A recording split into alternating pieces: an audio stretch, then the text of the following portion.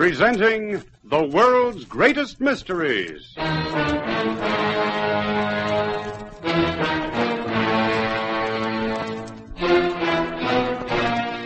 And now, your host. This is Basil Rathbone. Once again, it's my pleasure to bring you an intriguing story of mystery. Today again, we have as our storyteller the young American newspaper man whose home is Paris and whose beat is Europe. Europe, a continent full of all the ingredients beloved by mystery writers and yet in reality twice as mysterious. Today's story is particularly full of suspense and yet is founded on fact. Of course, the names have been changed, but little else. There's a well-known saying that truth is stranger than fiction. Our story today is not only stranger, but more thrilling, more full of suspense than anything fiction can offer. Come with me, then, on another journey to the places where only a man in search of adventure would travel. In a moment, our play begins.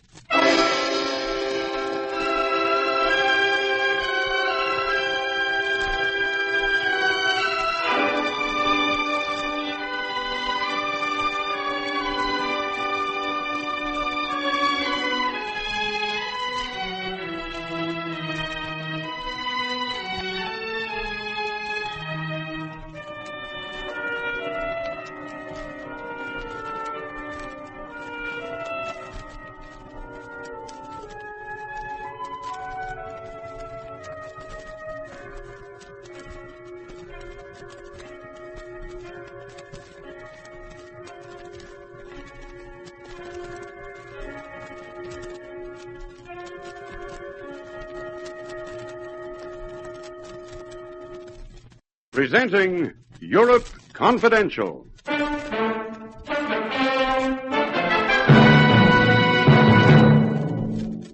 Mr. Blake, I will be frank with you.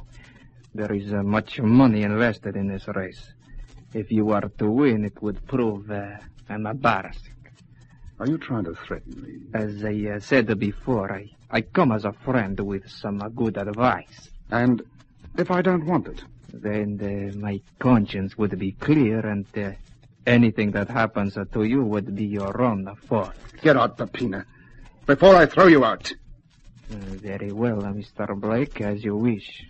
But consider what I have said. Consider carefully. Otherwise, today's race could well be your last.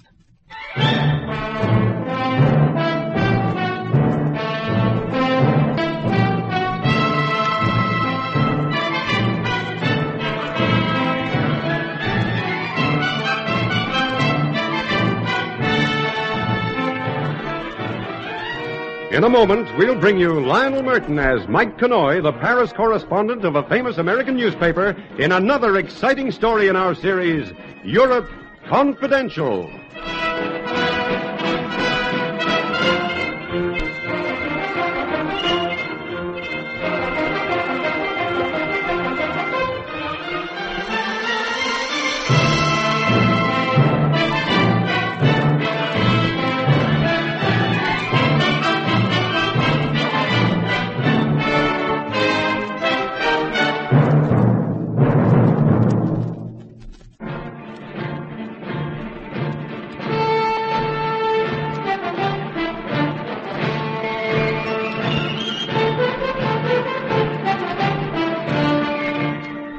My name is Mike Connoy.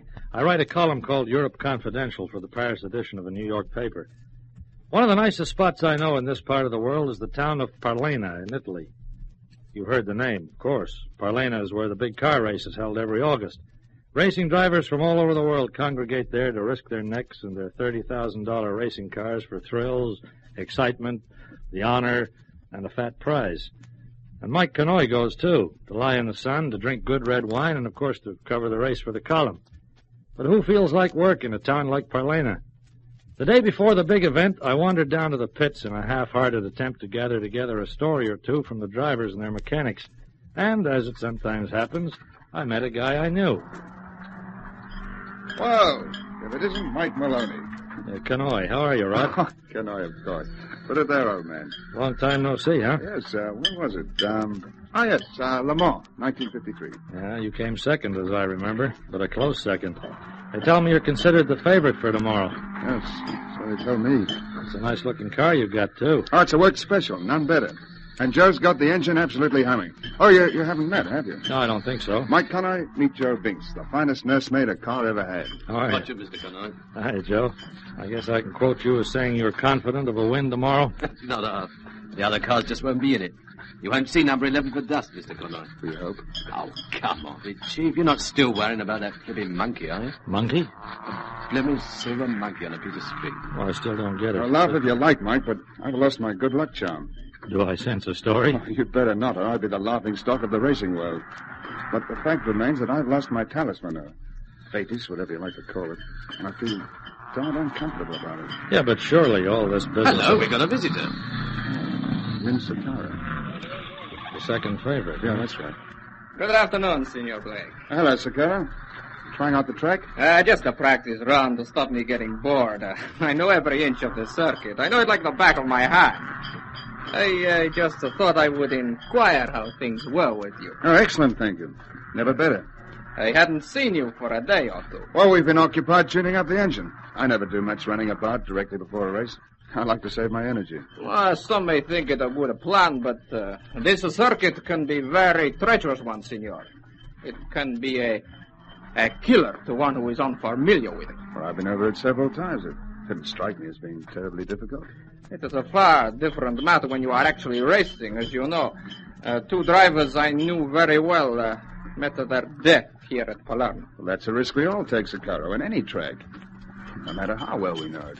Yes, I suppose you are right. However, I felt it my duty to warn you, and, no, senor, I must go. And in case I don't see you before the race, good luck. Thank you, Sakara. Same to you. So that's the famous Nim Sicaro, huh? Yes, my chief rival. A nasty bit of work if ever there was one. Well, pretty decent of him to warn you, though. Was it? Well, possibly I'm hypersensitive, but it sounded to me more like a threat. Threat? Oh, I suppose it's just me. I've got a nasty feeling about this race. And even the thought of 20,000 pounds prize doesn't make me feel any happier. And all because of a silver running monkey. Yeah, come on, give, Rod. What's this all about? All right. Well, you see, when I was a lad, I used to race motorcycles. Half an hour before my first real race, I found a silver monkey lying in the dirt of the pit. I was probably off some girl's charm bracelet. Anyhow, as kids will, I picked it up, put it in my pocket, and decided there and then it would be my good luck charm. Well, I won the race. And after that, I never raced without it, even after I graduated to cars. You believe that this piece of metal has some sort of magic about it? No, of course I Well, don't. then why all Well, this the nonsense? charm, it gave me self-confidence. While it was hanging around my neck, I could take risks and know they'd pay off.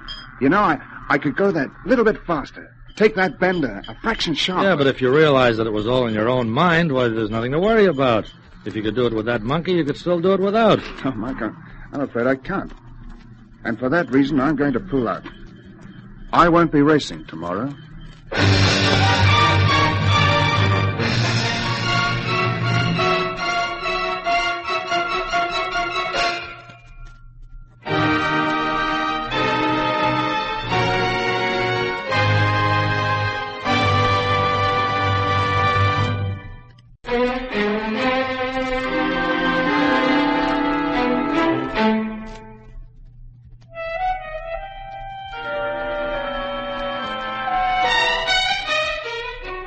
Yeah, there was Rodney Blake, renowned the world over for his devil-may-care breakneck driving, refusing to race because he'd lost his talisman. Can you beat it? Personally, I've no time whatsoever for this superstitious nonsense. I've walked under ladders, spilt salt by the cellar full, broken mirrors galore, and so far nothing's ever happened to me. Or has it? Well, Joe and I gave him a talking to. We tried to make him see reason. At the end of half an hour, we'd almost succeeded. I suppose you're right. At least I know you're right. I'd be a darn fool to pull over.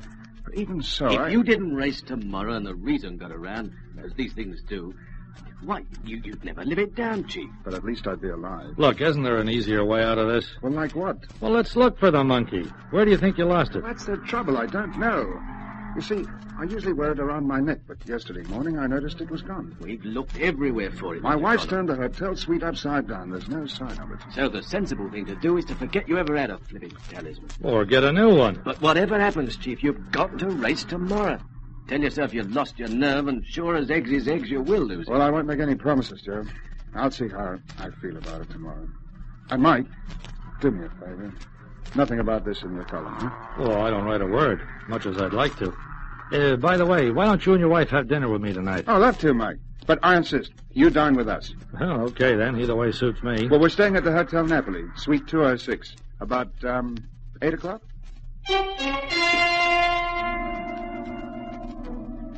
I'd never met Rod's wife before, but Janet Blake was a honey. She had the kind of blonde hair you can't get from a bottle, a pair of wide blue eyes and more curves than a scenic railway. She was very concerned about her husband's welfare. No, Rod, I don't want you to race tomorrow, and that's final. If you drive feeling that you're going to have an accident, chances are you will. And I don't want to be widowed, darling. Oh, just as I'd talked him into it. I seem to be getting just more confused. One part of me says 20,000 pounds prize money, and boy, do you need it. And the other part of me says the only thing you'll win is a broken neck. Oh, we don't need the money all that badly, darling. Don't we? Have you seen my bank balance lately? Janet, are you sure you look everywhere? I've done everything but tear the carpets up. I've mentioned it to the hotel staff, told them we'll pay a reward, but no luck. I wish I'd never found that darn thing in the first place. Well, if you hadn't, you probably would have placed your faith in something else. A lucky shilling, lock of your mother's hair, a rabbit's foot. You know, the funny part is that anything can give you confidence, just so long as you believe in it. You know, I've never thought of it that way. Another cup of coffee, Mr. Connoy? No, thanks, Mrs. Blake. I've done very nicely. You know, a fellow I once knew started a Lucky Charms by post business. You fill in the coupon, post it off with a $1 bill, and he sends you a genuine Lucky Pixie Stone by return mail. All his advertisements began with the same caption. The Lucky Pixie Stone brought me a wealth of good fortune, and believe me, it did. He used to sell 50,000 of these things every year, and it was all profit. Oh, dear, look at the time. As I explained to you before, Mr. Connoy, I have to go out for a while. You will excuse me, won't you? Well, of course, Mrs. Blake. I promised Helen I'd have a drink with her tonight. Helen Jorgensen, you know, the wife of the Swedish driver. Yeah, I've heard the name. Oh, now, where did I leave my purse and gloves? Here, right in front of your nose. Oh, thank you, darling. Hey, careful. Oh, that was clumsy of me. Here, let me help you pick it up. No, thank you, darling. It's all right. All right. I don't know where you find the most odds and ends, in a man's pockets or a woman's purse. There. And now I must rush. Goodbye, Mr. Connoy. It's been so nice meeting you. Perhaps we'll see you tomorrow. We can watch the race together, all three of us. Yes. Good night, Mrs. Blake. Bye, darling. Be back in an hour or so. All right, Pet. And don't let Mr. Connoy talk you into anything. I'd rather have a live husband than a dead one. Well, I suppose that settles it. I don't race tomorrow. The decision's been taken from me, and I'm glad. Yeah. Rod, will you pardon me if I leave now? I just suddenly remembered I'm supposed to phone my editor in Paris with some sort of a story. Oh, you can do it from here if you like. Well, thanks. No, I've got to write it out first, so I better go back to my hotel. Anyhow, thanks for having me. I'll see you tomorrow sometime.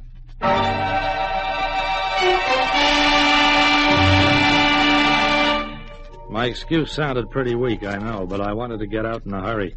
I was puzzled about Rod's wife. You see, when Janet dropped her purse and spilt the contents on the floor, I saw her hand close on something and shove it quickly out of sight. You'd never guess what it was. Yeah, a silver monkey on a piece of string.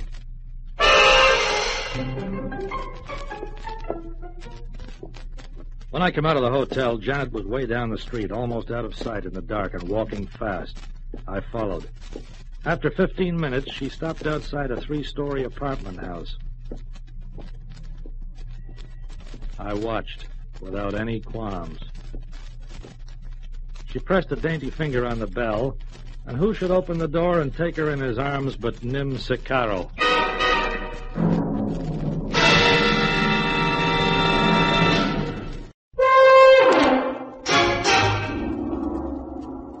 Dear Dorothy Dix, when a guy discovers that an acquaintance's wife is being unfaithful, what should he do? Me, I decided to shut up about it, for the time being at least. However, next morning, first thing, I dropped into a jeweler's shop and made myself a small purchase. That done, I went down to the pits and presented my small purchase to Rod Blake. Have you ever seen a racing driver jump for joy? Mike, old boy, it's it. It's the monkey. Yeah. Joe, come here. Look. What's up, Chief? He's found my monkey. Well, I'll be... What wonderful luck. Oh, I thought you said you'd looked for Well, it. so he did. I found it not 30 feet from here, lying in the I dust. don't know how to thank you, Mike. You're just in time. I was about to hand my withdrawal in to the chief steward. Now this changes everything. So you'll be racing after all. By Jiminy, I will be. Ah, that's what I like. Oh, excuse me a moment, Mike. I'll get Janet on the phone. Is she going to be pleased?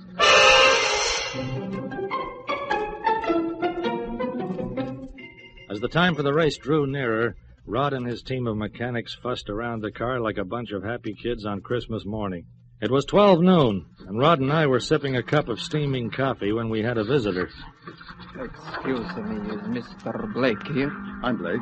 Can I help you? My name is Pepe Papina. You have heard the name, no? Yes, sir. I believe I have. Excellent. I wonder if you and I could have a few words alone. I'm sure this gentleman will excuse us. Oh, sure. Wait on, Mike. A few words about what? I would prefer to tell you alone, Mr. Blake. You see, it is something rather personal about the race. You can say it in front of my companion. Very well.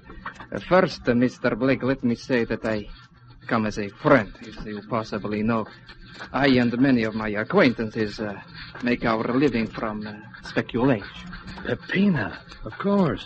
This guy's one of the biggest gamblers in Europe. Thank you. Mr. Blake, there is much money invested in the race this afternoon. And? Frankly, Mr. Blake, it would be embarrassing were you to win. Knowing how ruthless my colleagues can be, I felt it was my duty to come here today and warn you. Are you trying to threaten me? Not at all, Mr. Blake. It is not I who threaten.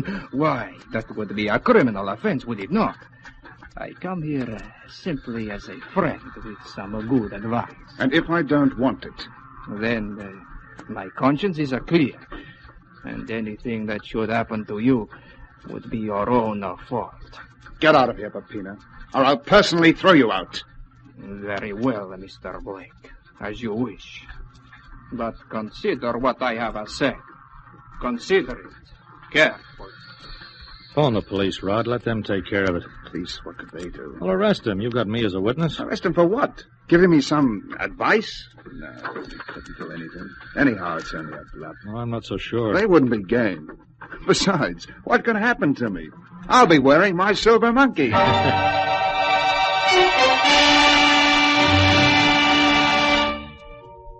1:30 p.m. In 30 minutes, the race was due to begin. I wished Rod all the best and then went to see the chief steward.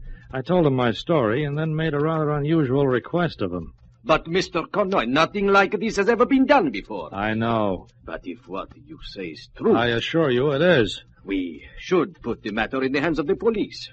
But as you say, what could they do? It would mean, among other things, a postponement of the race. Believe me, what I suggest is the only way. Very well, Mr. Connoy. In the interests of fair play, I will do it. Menko, come here, quickly.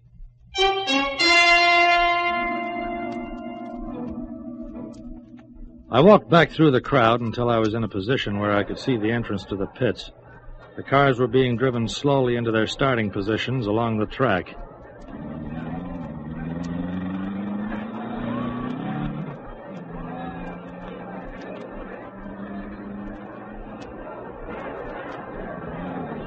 A car with number 3 emerged.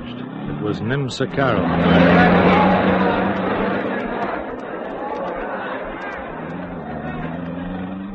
Then a few moments later, the other car came out. Number 11, Rod Blake. I could see Rod waving goodbye to Janet. I waited no longer. I walked to the back entrance to the pits and stood in the crowd. A few seconds later, Janet Blake hurried out, and I followed her.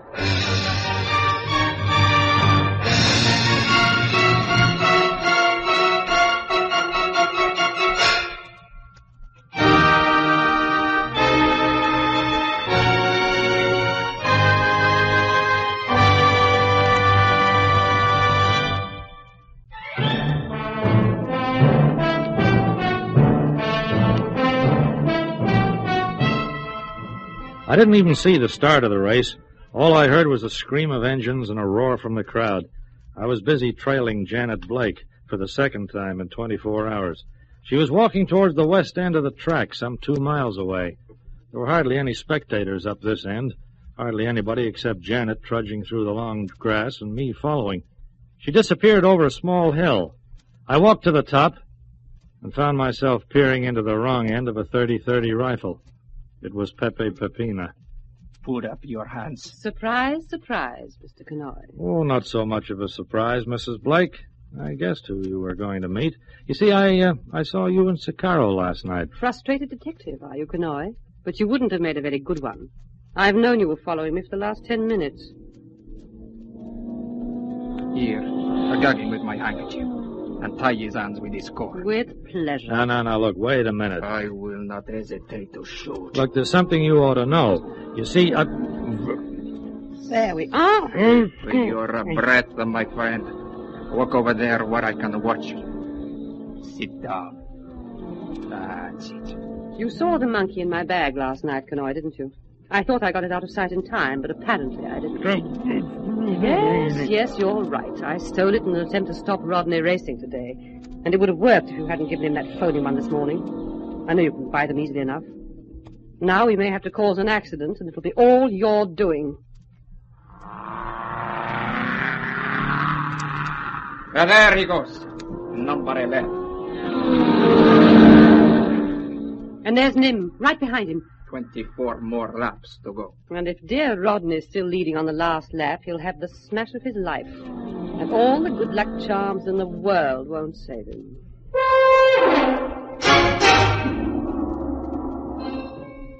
what could I do but watch? As the race went on, the 2 cars in question held their lead. Pepina, from his vantage point, had a perfect view of the sharp turn at the end of the track. The cars had to slow down to negotiate it. As the 2 cars neared the turn on the last lap, Pepina lay down on the grass and pushed the stock of the rifle against his shoulder. Which one's leading? Can you see? I think it's...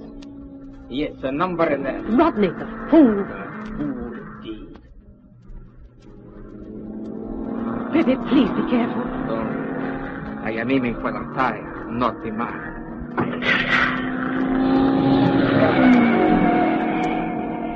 The car zigzagged along the track as the driver fought to regain control, but Pepina's bullet had done its job. The car veered into the safety fence with a sickening crash and burst into flame.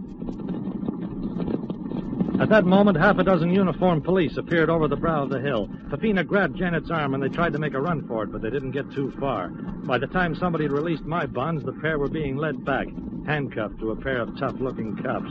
An ambulance had reached the burning car, but I'm afraid they were too late. I didn't have anything to do with it. He fired the shot. I would advise you to leave the accusations until later, Senora. We did not mean to kill him. Nevertheless, Nim Secaro is dead. Nim? Well, you're making a mistake. He's in car 3. No, Senora. At the last minute, the stewards had the numbers of the 2 cars changed.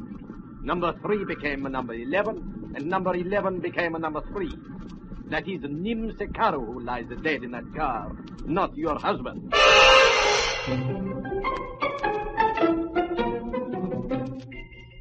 Give it to me straight, Mike. Right from the beginning. Oh, okay. Janet and Nim Secaro planned to run off together right after the race today. Secaro introduced her to Pepina, and the 3 of them put their heads together. They decided they would back Secaro for a fortune, and Janet's job was to stop you from racing. Go on. So she stole the monkey, knowing how much you depended on it. By this morning, when I handed you the fake monkey, they knew they'd have to try something else. Pepina came and tried to warn you off, but you weren't having any. So he and Janet decided that rather than lose all that dough, they'd shoot a tire if you were leading and put you out of the race. And you saw the chief steward and asked him to change the numbering. Well, it was the only way. I had no idea exactly what they were going to do, But why did Secaro try to win if he knew they were waiting to shoot number 11? Yeah, that's just it. He didn't know. Janet thought he would have been against it, so she didn't tell him. The police arrived a fraction of a second too late. Unknown to me, the chief steward rang the police. Immediately I left, had me followed. But they lost sight of me as I was following Janet, and by the time they found us... I see.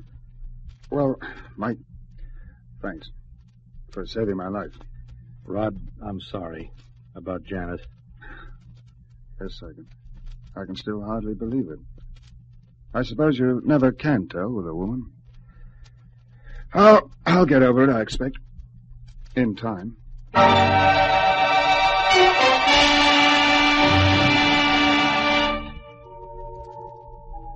He did get over it, but it took a long, long time. Matter of fact, I saw Rod again last week at Le Mans. He won the Grand Prix. He told me after the race that he knew he couldn't lose. He was carrying a 4-leafed clover.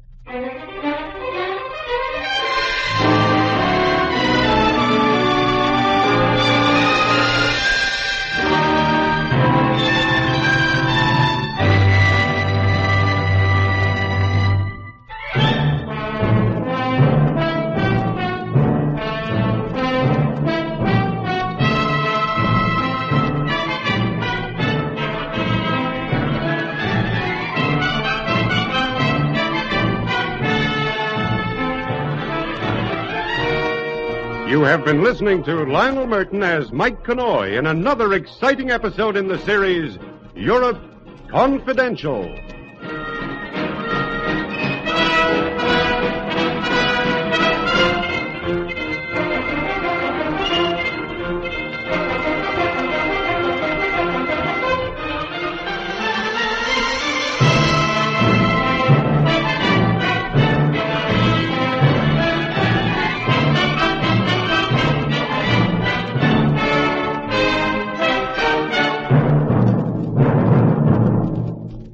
This is Basil Rathbone again, and so our journey into the realms of mystery is over. Soon, however, I'll be back with more of these tales of mystery which I know we all enjoy so much. Well, goodbye now till we meet again to listen to another of the world's greatest mysteries.